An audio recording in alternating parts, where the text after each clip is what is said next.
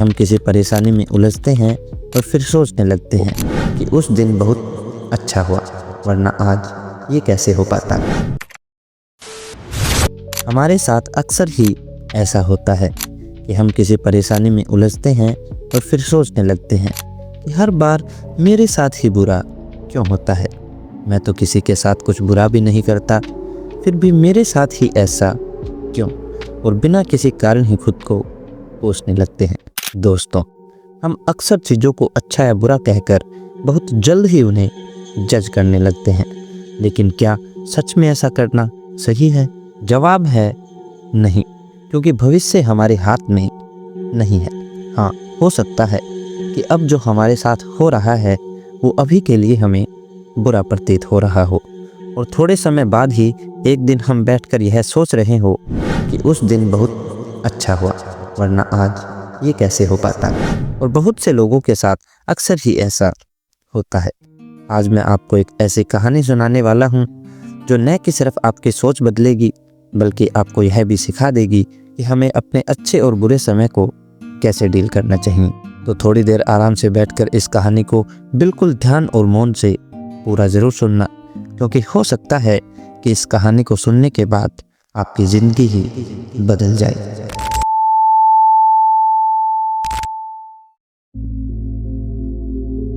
दोस्तों, एक गांव में एक साधारण सा किसान रहता था। किसान की ज़िंदगी बहुत ही शांत और सरल थी। किसान के पास एक घोड़ा था जो बहुत ही समझदार था, जिसे देखकर पूरा गांव किसान को कहता था कि तुम बहुत भाग्यशाली हो, क्योंकि ऐसा घोड़ा पूरे गांव में किसी के पास नहीं है। किसान गांव वालों की बात सुनता और कहता, हाँ शायद। किसान का यह जवाब लोगों को बड़ा ही अजीब लगता, लेकिन उन्होंने इस बात पर ज़्यादा ध्यान नहीं दिया। और अगले ही दिन कुछ ऐसा हुआ जिससे पूरे गांव में शोर मच गया। रात को अचानक ही किसान का घोड़ा अपने बाड़े से भाग गया। गांव में शोर मच गया। गांव वाले किसान के पास आए और कहा, अरे तुम्हारा घोड़ा तो भाग गया, कितनी बुरी बात है, अब तुम्हारे पास कुछ नहीं बचा। किसान ने एक बार फिर उसी बात को दोहरा दिया। किसान ने कहा, हाँ शायद। किसान का यह जवाब सुनकर लोगों को एक बार फिर अजीब लगा, लेकिन कुछ ही दिनों बाद कुछ ऐसा हुआ जो बहुत ही अजीब था।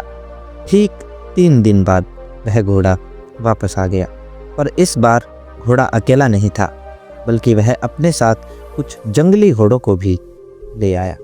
अब किसान के पास एक के बजाय बहुत घोड़े हो गए थे। यह सब देखकर गांव वाले फिर एक बार किसान के पास चले आए और किसान को कहने लगे, अब तो तुम और भी भाग्यशाली हो गए हो, तुम्हारा भाग जाग गया। पहले तुम्हारे पास सिर्फ एक घोड़ा था, परंतु अब बहुत हैं। किसान ने बहुत ही शांत भाव से गांव वालों की बात सुनकर कहा, हाँ शायद। अब किसान का बेटा उन नए घोड़ों में से एक घोड़े को चलाना सीख रहा था और अचानक वह घोड़े से गिर गया। किसान का बेटा बुरी तरह जख्मी हो गया और उसके एक पैर की हड्डी टूट गई। जैसे ही इस बात का गांव वालों को पता चला, गांव वाले फिर एक बार किसान के पास आए और किसान को कहा, यह तो बहुत बुरा हुआ, तुम्हारा बेटा अब महीनों तक चल नहीं पाएगा। किसान ने फिर वही शब्द कहे। किसान ने कहा, हाँ शायद। अब तो लोगों को किसान की ये बात सुनकर गुस्सा आने लगा था, लेकिन कुछ ही हफ्तों बाद कुछ ऐसा हुआ जिसने सबको चौंका दिया। थोड़े दिन बाद ही देश में युद्ध छिड़ गया और गांव के सभी नौजवानों को सेना में जबरदस्ती भर्ती किया गया। गांव के सभी नौजवान युद्ध में चले गए, पर किसान का बेटा घायल था, इसलिए वह नहीं जा सका। अब जितने भी जवान युद्ध में गए थे, उनमें से लगभग जवान मारे गए। और इसी बात को देखते हुए गांव वाले फिर एक बार किसान के पास आ पहुंचे और किसान को कहा, तुम बहुत भाग्यशाली हो, तुम्हारा बेटा जिंदा बच गया। किसान एक बार फिर मुस्कुराया और प्यारी सी मुस्कान के साथ अपना वही शब्द दोहरा दिया। किसान ने कहा, हाँ शायद।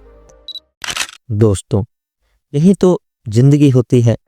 हम किसी भी घटना को अच्छा या बुरा कहने में बहुत ही जल्दी कर देते हैं, लेकिन अक्सर सच्चाई कुछ और होती है।